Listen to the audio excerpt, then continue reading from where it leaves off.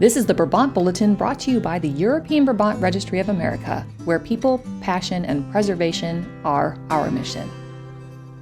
Hi everybody, I'm Stacy, your host for today, and I'm going to share with you a story of resilience and fortitude. It's called Made of Stone, and it's about an EBRA member, Stephen Yettaw. Many moons ago, Stephen Yettaw left the rural farm of St. Paul, Alberta, Canada, for the bright lights and excitement of the city. There, he earned a living as a bouncer until one night he was jumped by a gang of clubgoers. They beat him so badly he sustained a life-altering brain injury, after which he struggled with speech and aphasia. Stephen returned to the solitude of his family's farm, away from the people and away from the haunting fear that he'd be attacked again. Upon moving home, he soon discovered that anxiety wasn't limited to people. Stephen feared horses as well, animals he'd been around and trusted his entire life. Stephen despaired. On a whim, his friend invited him to a reading by a fortune teller. Though he wasn't a believer in such things, he felt he didn't have much to lose. Upon meeting Stephen, the medium said, "You gave up something once in your life that you need back." Stephen listened skeptically, and she went on. "It's something that's going to take you around the world, to a country surrounded by water. Be sure to check your passport, though, because something's not right with it, and you're going to need it." That something she was referring to was stone carving.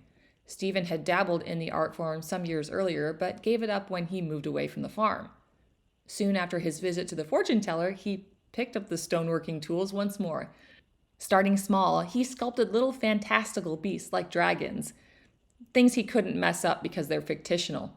With every piece, he was more inspired, confident, and bold.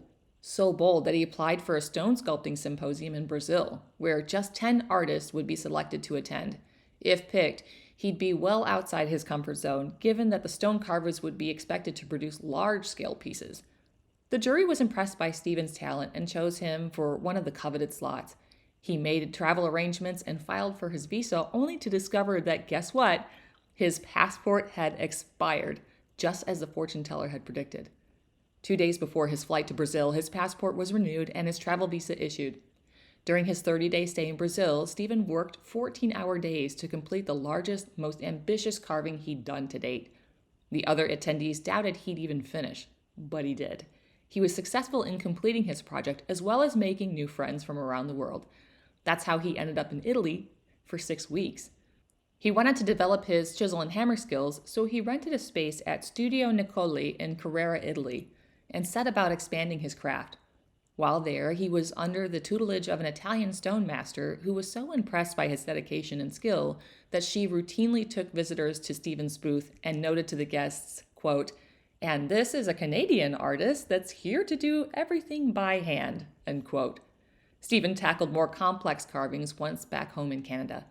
He also decided to face his growing fear of horses in a big way, too, by purchasing his first draft horse, Tristan. With his Percheron colt by his side, he attended equine trick training clinics and learned to reconnect with horses. He taught Tristan a variety of commands, which would prove life-saving during an incident when Stephen was kicked by a horse in the pasture and he couldn't get up.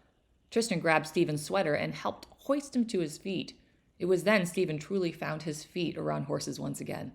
From there, he grew his herd by purchasing his first Brabant cross mare, Isabel, whom he bred twice over. Though Isabel moved on to another pasture, her 2 fillies, Matilda and Guinevere, stayed. Through the years, Stephen's horses acted as emotional support, physical healers, statue models, and artistic inspiration. One of Stephen's horse carvings took 7 years to complete. Just like his recovery took time and effort, so too did his most prized statue. Stephen eventually did make it to the island surrounded by water when he traveled to the British Isles to carve stone. Perhaps the fortune teller was right. Or perhaps it was always his destiny to be a man of stone.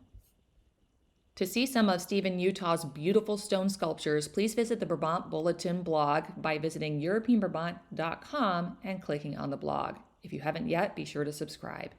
And if you want to follow Stephen on Facebook, visit Stephen Yettaw International Stone Sculptor and be sure to follow his work.